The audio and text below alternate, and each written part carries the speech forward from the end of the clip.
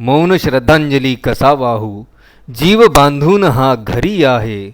ग्रामगीता जणू म्हणाली की देह गुरुकुंज मोझरी आहे.